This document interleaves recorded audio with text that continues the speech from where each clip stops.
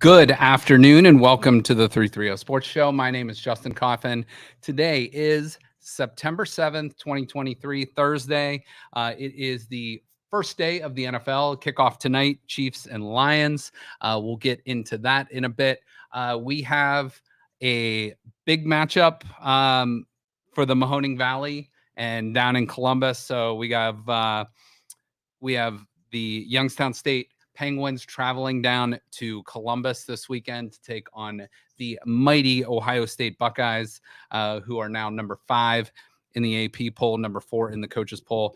YSU enters their FCS poll this week at number 25 in the rankings. So we'll talk plenty about that. We have a special guest joining us now. He is in the air right now. He is somewhere in the Dakotas flying to South Dakota. There is a major FCS game this weekend between South Dakota State, the number 1 team in the country, taking on Montana State.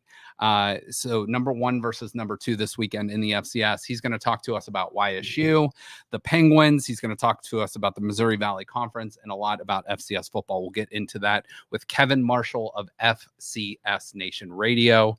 Once he is available, he's going to call in and join us. Joe and I are going to talk week 2 of college football a little bit. We are going to start here in a minute with the Battle of Ohio, though. First, the Cleveland Browns, the Cincinnati Bengals. We're going to get into NFL playoff ratings, and I did some win totals and projections, so we will get into that. So a very heavy football show today on the 330 Sports Show. If you don't follow already, make sure to follow Youngstown Studio at Youngstown Studio on Facebook, YouTube, and on Twitter. It's at YTown Studio. So make sure to follow all of that. So let's go. Let's get into the Battle of Ohio, the Cleveland Browns versus the Cincinnati Bengals. It's time this Sunday. We're going to kick off and get after it. So, Joe, it's been a long off season. What are you looking forward to? What's your expectation for the Cleveland Browns this season? So I'm watching linebackers and defensive backs. That's where all of my attention is. And those defensive backs especially are going to be put to the test as you're playing Joe Burrow and Jamar Chase and T. Higgins and Boyd and all those guys this weekend with Cincinnati Bengals. Should be an awesome matchup. I'm really looking forward to that. I mean, offensively, it's going to be fireworks. Yes. They're not going to have any problem boosting up that offense. No doubt. Yep. I agree. And I mean, I mentioned, the Browns, and you mentioned the defense and stuff, but this offense is loaded. This might be one of the best Cleveland Browns teams we have seen. Well, it definitely is the best Browns team we've seen since they came back 24 years ago.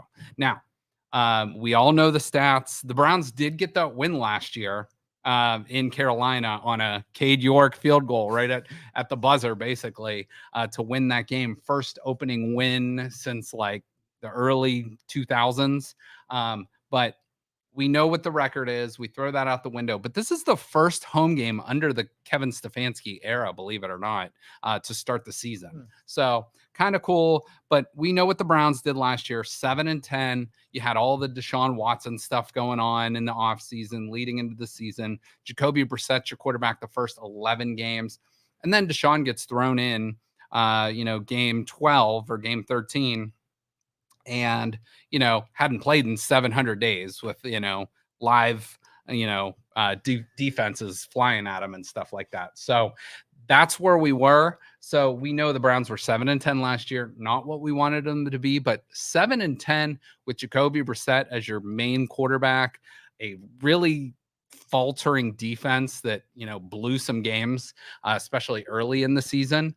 So I think this team has addressed a lot of those issues that really plagued them in the offseason, and I think they're going to get after it. I really, really have high hopes for this team. And now as a Browns fan, that is not like always the position you want to be in. A lot of people set the bar low, but I think this team has a lot to build off of, and I think they can go as far as Watson and this defense take them. 100%. And we almost get like a 4-point spot because of our kicker situation. Yeah, you got Hopkins coming in now. We'll talk about him in a little bit. But so I just put together some bullet points, and here's my bullet points on the expectations for the Browns this year. Deshaun Watson for a full season. He had a full off season, first time in like 3 years. So let's not forget, we have the best running back in the NFL with Nick Chubb. The new weapons on offense. I am so excited for Elijah Moore. I think Elijah Moore is going to be fantastic. He's kind of that Swiss Army knife. He can play in the backfield. He can slot out. He can play as an X or a Z receiver on the outside. You have Marquise Goodwin cleared to play now. He is your speedy, what we had hoped Anthony Schwartz might be, but he is like your legit deep threat, and safeties have to respect him, because if they don't, he gets one-on-one coverage. He can stretch the field, or if the safeties do respect him back up, that opens up your, David Njoku, Akins, Harrison Bryant over the middle, and your running backs and whatnot, your checkdowns. So are you saying that nobody respected Anthony Schwartz?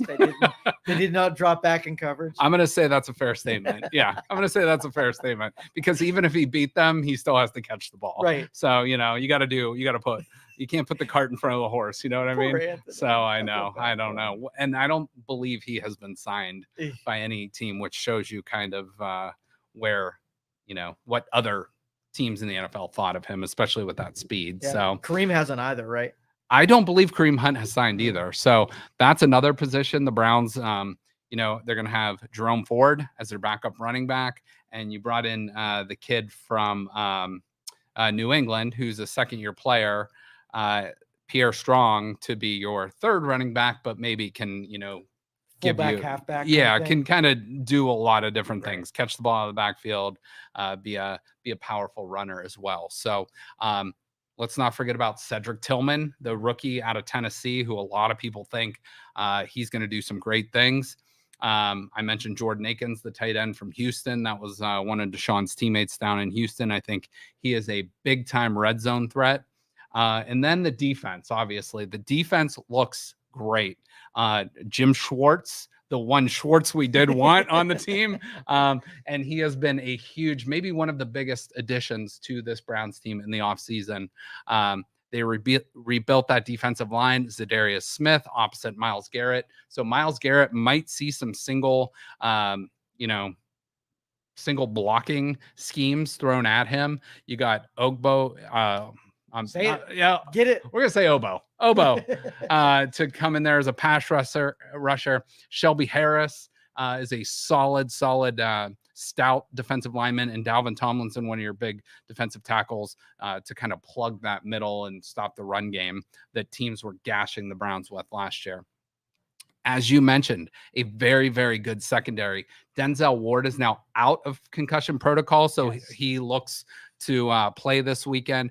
MJ Emerson, Greg Newsome, you brought over Juan Thornhill from Kansas City. Grant Delpit, McLeod comes over. They're all dudes back there, and they can make some plays for this defense. And as you mentioned, finally, Dustin Hopkins. Now go back to that slide. Yeah.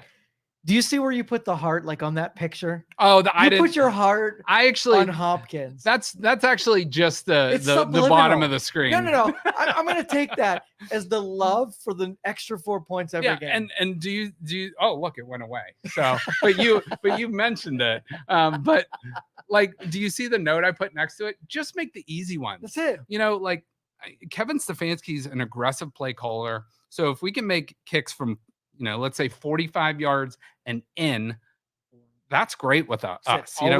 Just make those. You make like 2 of those last year, you're a 9-8 team. You're probably battling for a playoff spot. So those are kind of my expectations for the Browns. I think this, knock on wood, is a playoff team. And again, it's going to be determined by Deshaun Watson, the defense, and making those kicks, because it is a thin margin for error. Freaking stay healthy, please. Mm-hmm. Everybody stay. Deshaun, here's my secret sauce for Deshaun. Stay in the pocket as much as you can, brother. Yeah. Just stay there. Well, he will make some plays, and he will try to extend plays with his legs, no doubt. And that means maybe he, is in the pocket, scrambles around a little bit, but still, is looking downfield for Amari or whoever it might be. But I agree. Try to make that, not everything has to be a home run. Take the safe play a lot of times. And then when you need to make a play, go for it. And early on, if you see some scramble where he gets a couple yards, that keeps the defense honest, right? Agreed. And then your receivers and your tight ends open up because now that line is thinking that you're a scrambler and you're going to take some yards that way. Right. And another thing too, on the opposite end of that, if defenses have to worry about Amari Cooper and Deshaun Watson extending plays and Marquise Goodwin downfield, that makes a lot less guys in the box to stop Nick Chubb, arguably the best running back in the NFL. So a lot of pluses, a lot of really good things I think Kevin Stefanski can do with this team. So, it's going to be exciting. So we'll take a look real quick at the roster. Now, some things have been tweaked and changed on this, but this is for the most part pretty safe. But you got a solid backup quarterback. You have a nice running back room, a really good core receivers, nice tight ends, and you have one of the best offensive lines in the National Football League and a lot of great depth there. So if somebody like Conklin, who has been injury prone the last couple of years, goes down, you can throw in DeJuan Jones. You can throw in, possibly, why can't I think of his name? James Hudson to put in there and maybe not miss a beat with the run game, with the pass game. So I am excited for this. Yeah, and every previous quarterback would be praying for that kind of line right now. No doubt. No doubt. And you have the best quarterback, but you also have the best ensemble with that quarterback to go. And, let's see how this show goes. Here's a look at your defense and your special teams.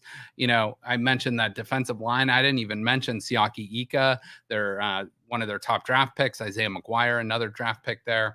And then, there's your linebacking core. Should be, once you get Kanashik back, that should be a nice, and they got a lot of guys that can play both special teams and, and defense that are going to go out there. Now they loaded up with a lot more defensive guys than offensive guys to start off on the active roster. We'll see how that goes. But I think this defense is going to make a lot of plays this year. I don't think this defense in the past has turned other teams over very much, but I think with the defensive line getting after the likes of Joe Burrow or Lamar Jackson or Kenny Pickett in the AFC North, and then you mix Ryan Tannehill in there in the first 4 games.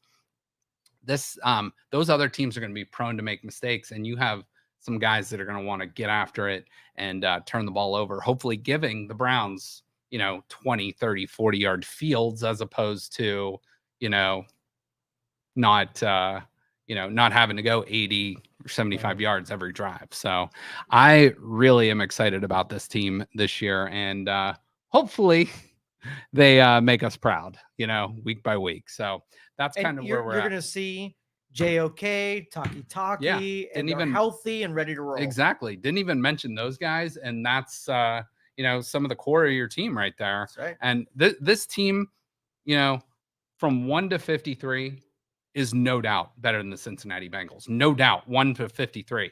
Now, if you're maybe saying you line up all the players, what would that be? 106 players, maybe Joe Burrow and Jamar Chase go 1-2.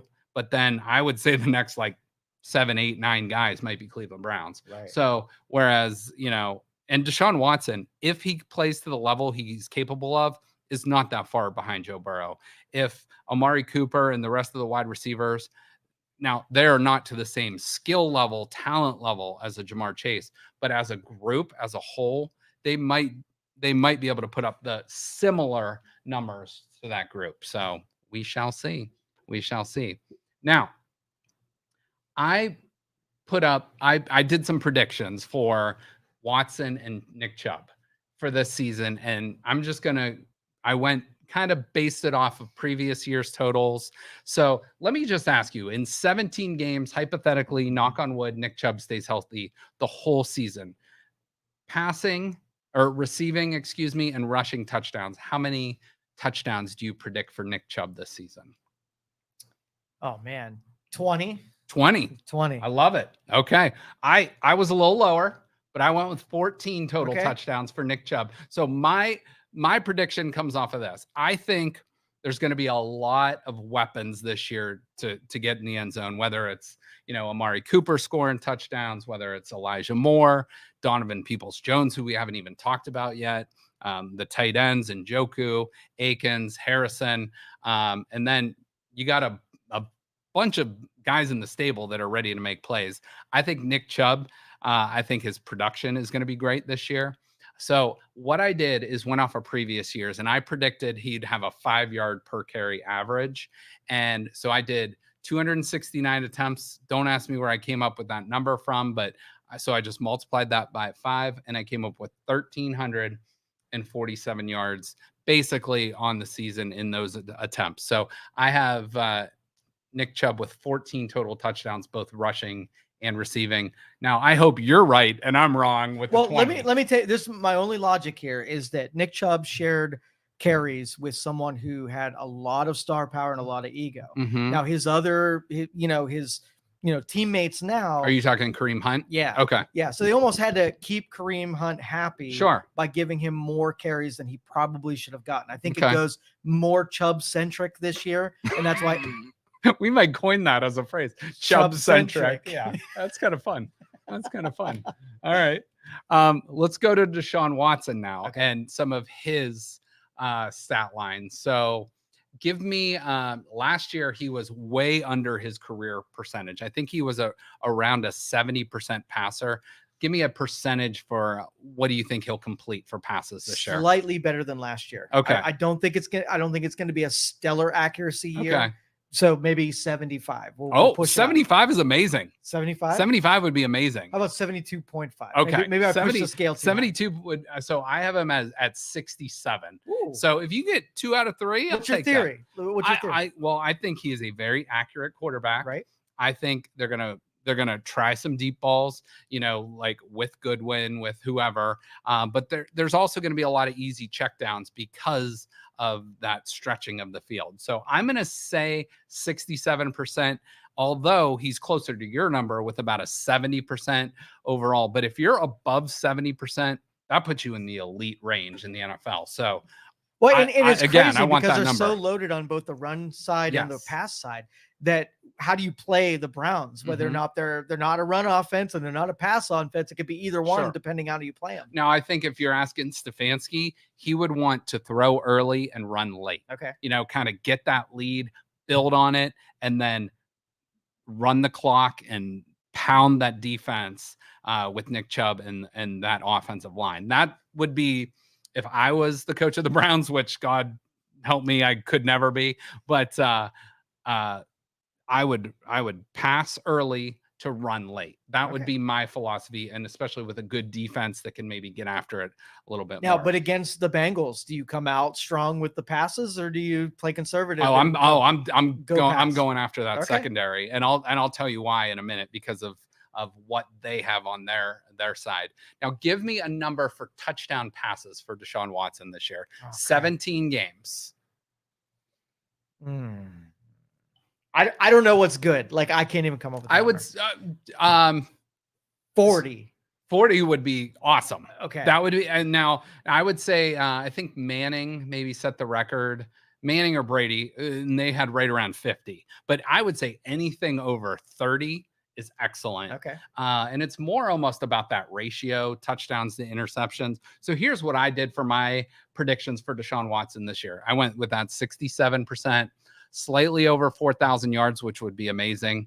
And then I went with a 34-9 touchdown interception ratio. So a little over 3-1 touchdown to interception ratio, almost 4-1. So I would take that all day. And I think those numbers combined with Nick Chubb's numbers will, provided with a good defense, I think that gives you a lot to build on with. Now, I think Cleveland a Browns. stat that is going to also be a lot of indicative of how that comes out is the pressures and sacks. If that offensive line protects him, it doesn't gives him time to throw. I agree. I agree. And I think he is a different type of quarterback that will try to extend plays too. So he might take a sack in certain situations where maybe it'd be like, just throw the ball away. But there's going to be other times where it's like, wow, if he would have just thrown it away, he wouldn't have had Amari Cooper for a 50-yard touchdown or whatever. So you take the good with the bad with that, but I think there will be a lot more good than bad this season. Just my opinion. All right, let's get to know the opponent, the Cincinnati Bengals. So I kind of just did a quick bit of research on what they did last year and what they have coming in this year. So getting to know the Bengals. So in 2022, we all know the last 2 years, they've been the AFC North champions. They, won their first 2 playoff games. They beat Baltimore. They beat who'd they beat in the second round? They beat Baltimore, and then they beat the Buffalo Bills in the second round to play the Chiefs in the AFC title game. They ended up losing. But the last 2 years, they've been in the AFC championship game and, split and went 1-1. So, pretty damn good team we're going against. But offense overall last year, they were in the top 25% of the league. They were 8th out of 32 teams, 5th in passing. And with that wide receiving core and Joe Burrow, you're going to be really, really good. They were only 29th in rushing, so not a solid rushing team. And obviously, their key players offensively, Joe Burrow, who has missed 34 days of training camp with that calf injury, but has returned. I think it was last Thursday he returned to practice. So he will be back, but will he be rusty? Probably. No preseason action, not a whole lot of big time action for Joe Burrow early on. So we will see. And the Browns obviously have had some great success against him in the past. He is 1-4 against the Cleveland Browns, with his last win being in that last game of last season.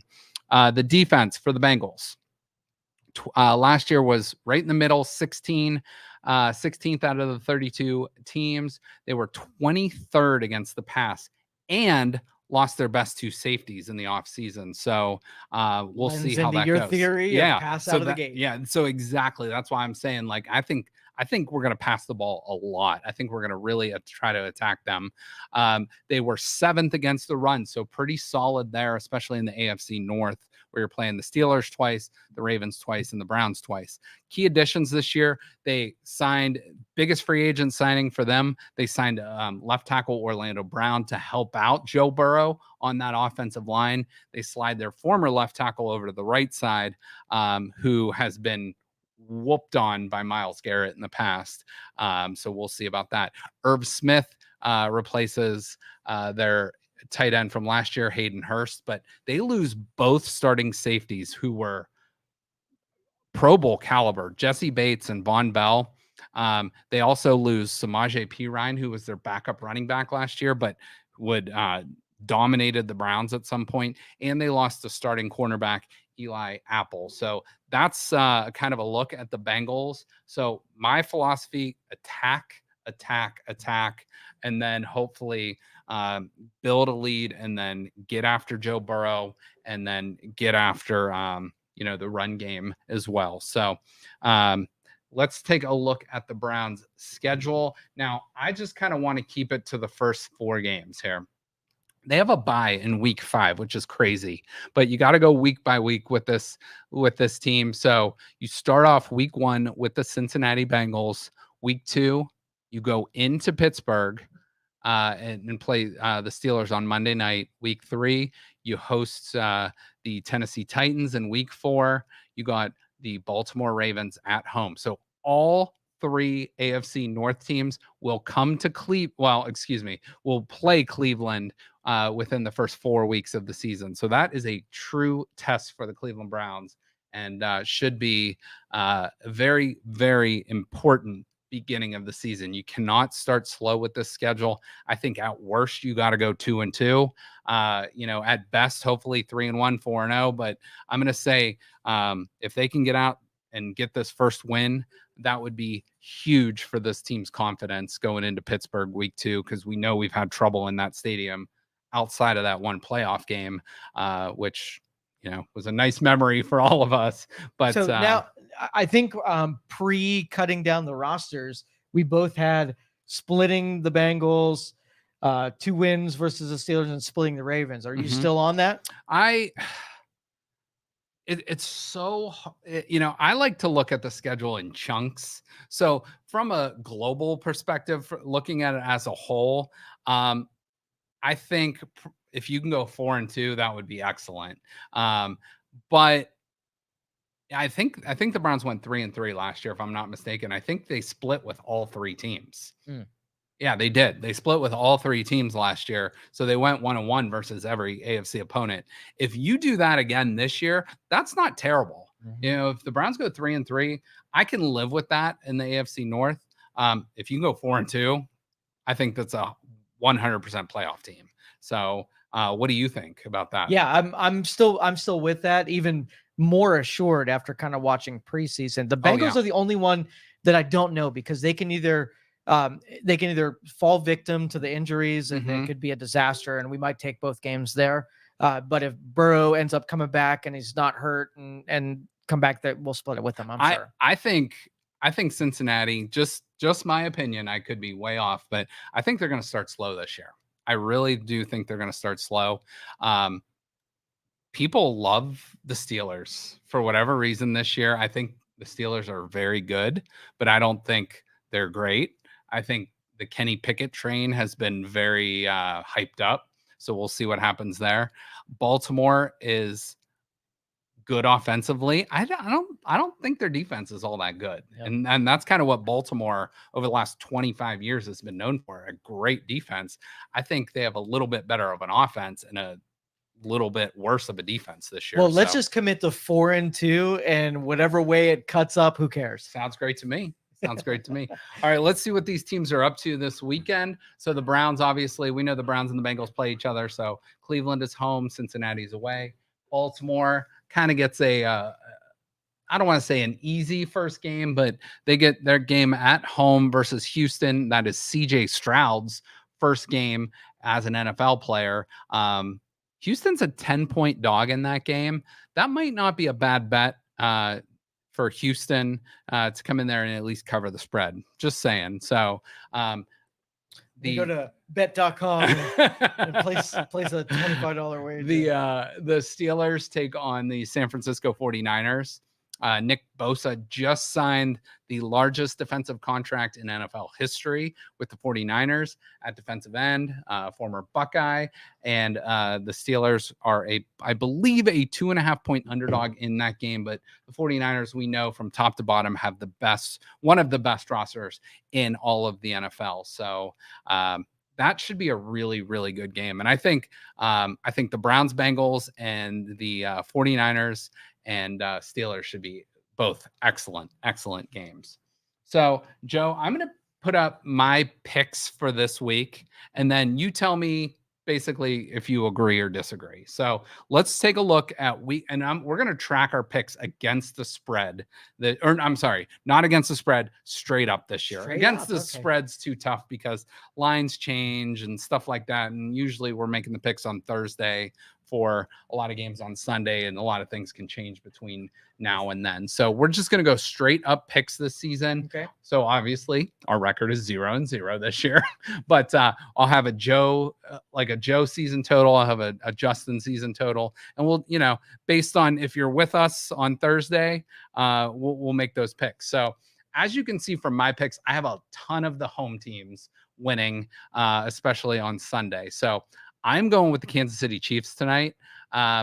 Even though Travis Kelce probably will not play tonight with a hyperextended knee, but you still have Patrick Mahomes. It's in Kansas City. I like the Chiefs to win. Joe? Same here. Okay. Got it. I'm going to go with the Browns for a lot of reasons on Sunday. Now, I'm trying not to make that a homer pick, but I think Burrow coming off the calf injury, I think the Browns defense is going to be very aggressive, get after it.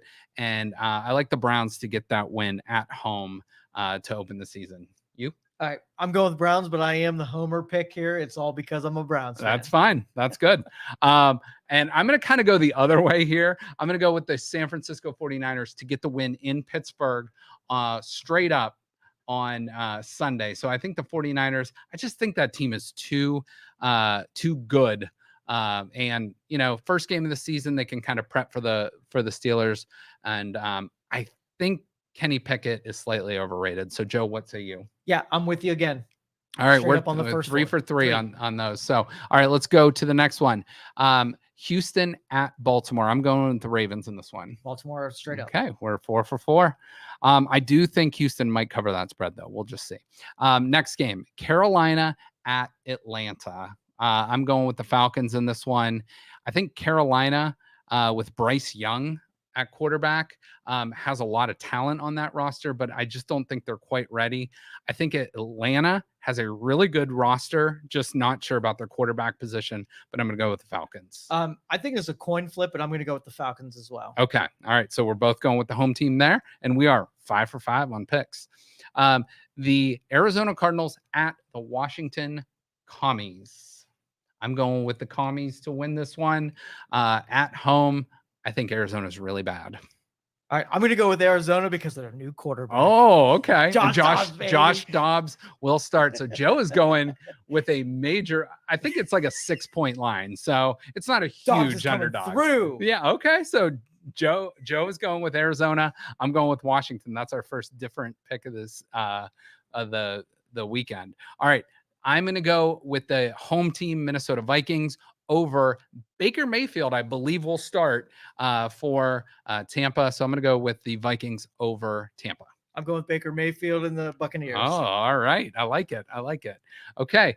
Joe, I'm going to go with one of my second road team. I'm going to go with the Jacksonville Jaguars, who I think are going to be very good record-wise this year over the Indianapolis Colts. I'm with you on that one. Okay. I think also the Colts are going to be really bad this year. Just my opinion. Yeah. I'm going to go with the New Orleans Saints over the Tennessee Titans. I think both of these teams could be pretty good this year, but I like New Orleans simply because they're at home. I'm going with Saints too, and that's another coin flip for me. Okay. All right. I'm going to go with the Denver Broncos hosting the Las Vegas Raiders. I think Denver is the better team, and Jimmy Garoppolo for the Raiders. Just not a huge Russell Wilson fan still, but I think the Broncos are the better team. And YSU running back Jaleel McLaughlin playing for that team now for the Broncos. So I'm going Denver. All right, I'm going with the Raiders, John Elway. You just can't stand the Broncos, and that's fine. That's fine. Wounds are deep, man. No, those wounds are deep. I mean, some wounds just don't heal. Some wounds don't heal.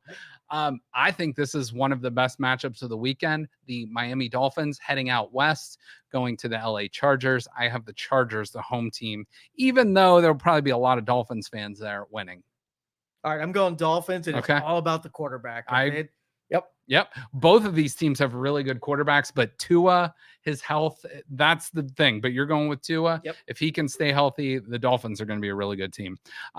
The LA Rams taking on the Seattle Seahawks. I'm going with the home team Seahawks. I think they're very good, and I think the Rams are going to stink this year. Seahawks as well for exactly the same reason. Okay. All right. The notice this. Somebody pointed this out to me. I never thought about it. The Philadelphia Eagles is the only logo that faces left.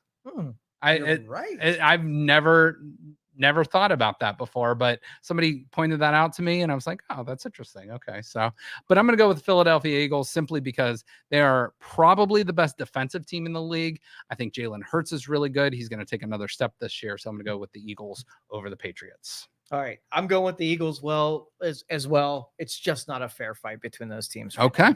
All right. I think the Patriots, the home team, are a 4-point underdog in that game, but I think that line's that's an interesting line to me. I think that is low. Yeah, I think that could be higher. I am going to go, even though Green Bay has owned the Chicago Bears, I'm going to go with the Chicago Bears, the home team in week 1 to beat the Green Bay Packers. I don't even know who the quarterback is for Green Bay. Is it Brett Favre? It's who is it? It's Love. His first name's escaping me right now, but former quarterback from North Dakota State, or excuse me, Utah State, but it is his first name's escaping me. I think there's a rule: if you don't know the quarterback, you have to go with the other team. So I'm going with Chicago. So you're going with Justin Fields and the Chicago Bears. Okay. And then I have two teams Sunday night. Well, two teams Sunday and Monday night.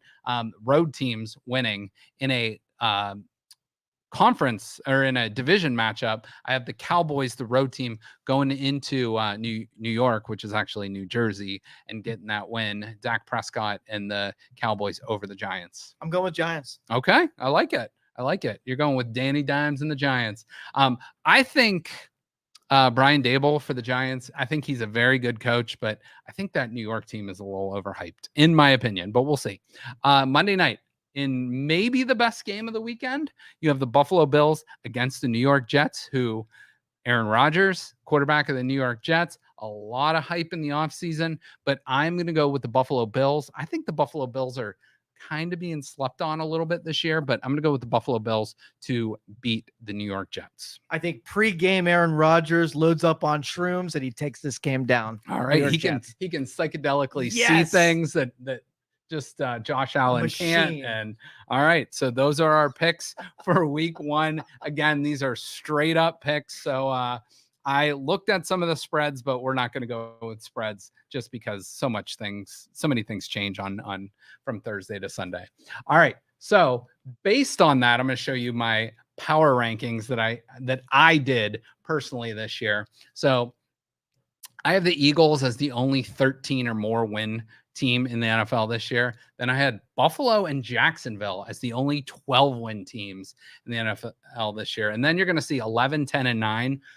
Excuse me, a lot of teams in the middle there. So Kansas City, Cincinnati, San Diego, it's LA, New Orleans, San Francisco, Dallas with 11 wins. I have the Dolphins, Browns, Titans, Jets, Vikings, Falcons, and Seahawks all with 10 wins. I have the Steelers, Ravens, Lions, Giants, and Bears as 9-win teams. And then you look all the way down to the bottom. You got the Arizona Cardinals down there with 2 wins. So I think they're trying to tank. They might hypothetically could get the number 1 and 2 pick in the draft next year because they have Houston's pick. So we'll see how that goes. But those are my sort of power rankings for the year without putting numbers on them, but those are my win totals I have for each of those teams. So we'll see how that goes. All right, I do want to before hopefully Kevin is able to call in soon. If not, we'll try to reschedule him. But I do want to talk to you guys about YSU and Ohio State a bit. This game will be a noon kickoff Saturday. You can call it the Jim Tressel Bowl, whatever you want to call it. But Saturday, September 9th, this Saturday in Columbus. As of this morning, the line opened at 41.5, which is a lot of points. So Ohio State has to score 6 touchdowns, hit all their extra points to cover that spread. And the over-under is only 55. So basically, that's saying, if I do the math here real quick, like a 49-7 type game is kind of what Vegas is thinking. So we'll see how that goes. But I'm totally under on this game. You're going under? I don't do that with Ohio State often, but this game I'm going under. At 55, you're going under? Yep. And I think that's an interesting. It's so hard this year with that time change, with the clock change. So 55 over under. I don't know. For me, this is just I'm staying away. I don't want to bet Ohio State. I don't want to bet Youngstown State. I just want to stay away from this game. Hopefully enjoy it. Like I said, my thing that I hope comes out of this, both teams get something out of it. Ohio State can, get their starters in, play them, hopefully get the quarterback situation under control and give them some confidence. YSU gets in there, plays tough against one of the best teams in all of college football.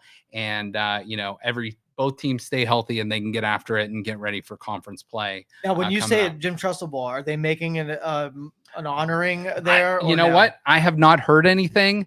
I talked with former guest of the show, Steve Hellwagon, and we're both like, it's so commonsensical to let Jim Tressel dot the I. That is the most prestigious honor that you can do as an Ohio State alum. People like people like Bob Hope, Jack Nicklaus.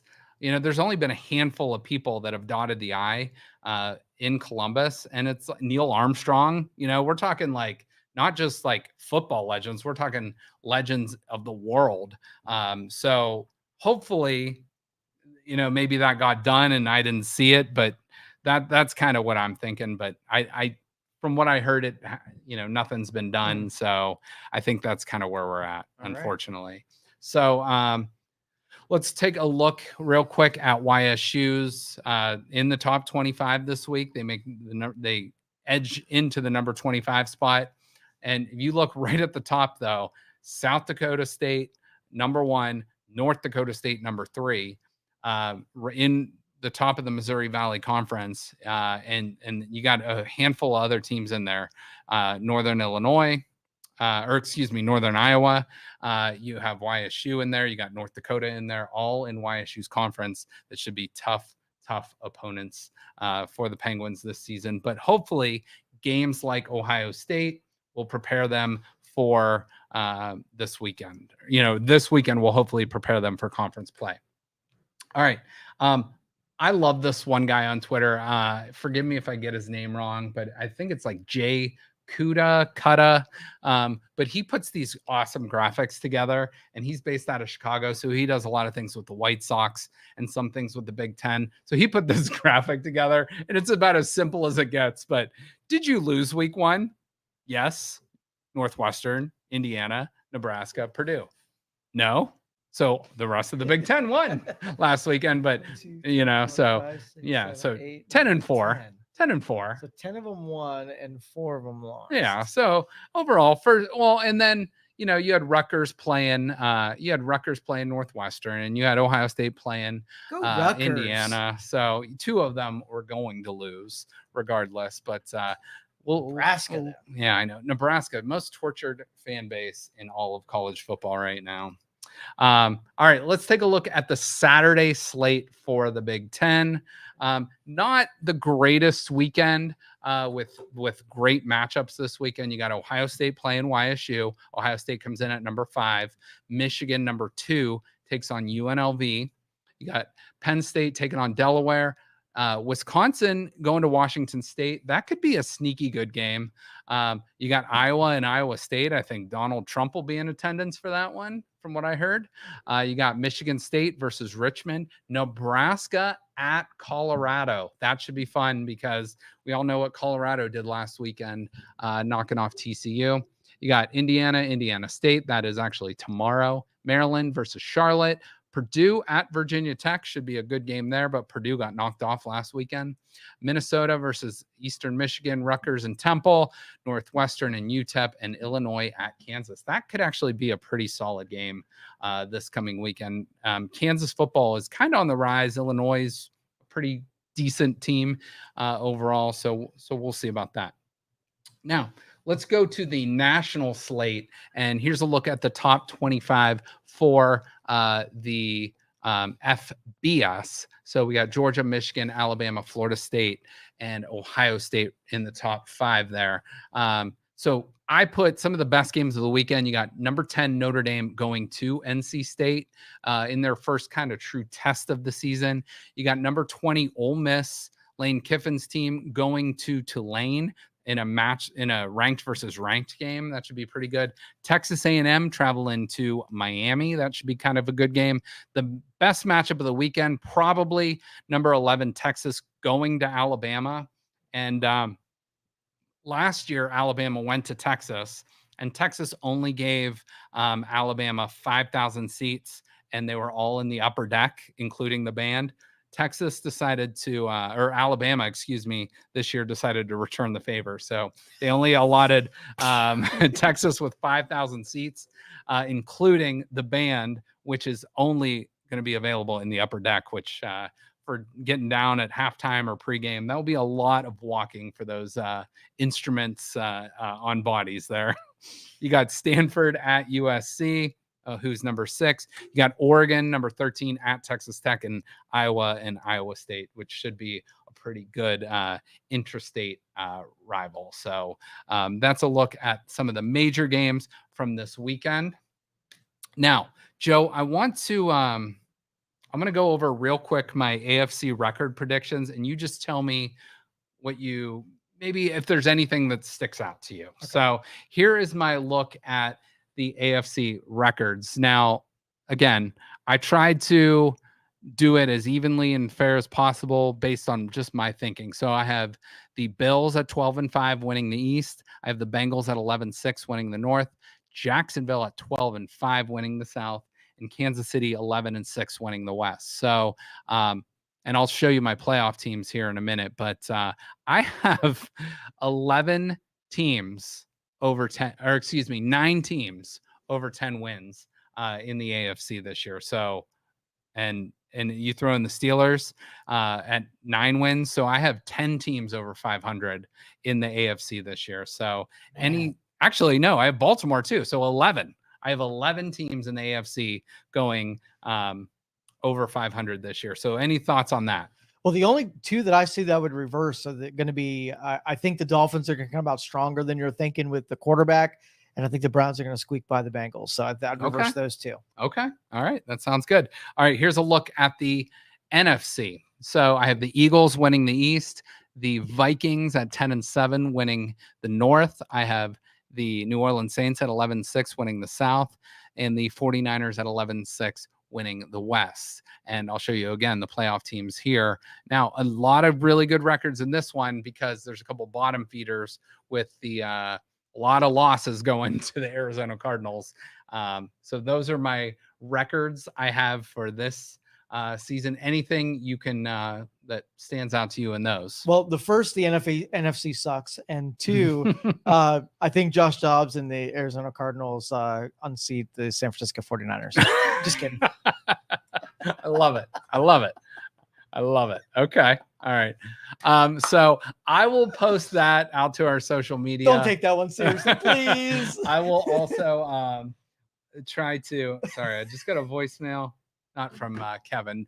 We might have to reschedule Kevin based on his time. So hopefully his flight got there safe, but he will be landing in South Dakota sometime soon. But I think we're going to have to reschedule with him.